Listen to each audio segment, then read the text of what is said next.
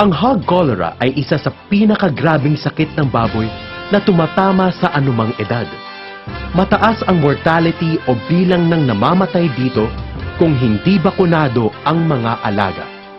Ang mga sintomas ay kadalasang lumalabas sa ilang palakihing baboy na kakikitaan ng pananamlay at kawalan ng ganang kumain.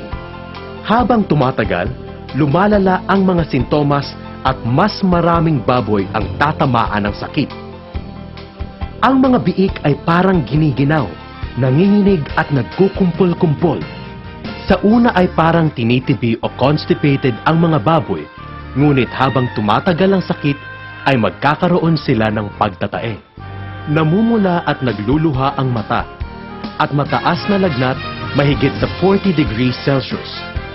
Habang tumatagal ay nanghihina at hirap lumakad dahil sa pagkasira ng ugat.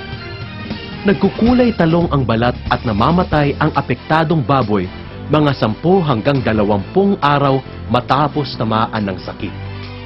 Kumonsulta agad sa veterinaryo kung hinihinalang hog cholera ang tumama sa alaga. Upang makontrol ang sakit na ito, magpadala ng kamamatay pa lamang na biik sa laboratorio para masuri. Magbakuna ng Coglapest Hog Cholera Vaccine. Sundin ang rekomendasyon ng gumawa. Ang Coglapest ay nagtataglay ng unique fiverval strain na pinarami sa cells ng baboy, kaya hindi nakaka-stress at nagbibigay ng mataas na proteksyon laban sa hog cholera. Ito ay safe rin dahil sa pagiging cold strain at walang panganib na bumalik na mabagsik at nakakahawang anyo.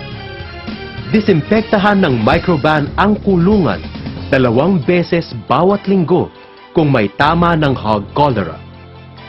Ang Microban na isang broad-spectrum na disinfectant ay may 4 na bisa. Pumapatay ng bakterya, pumapatay ng fungi, pumapatay ng viruses at pumapatay ng bacterial spores.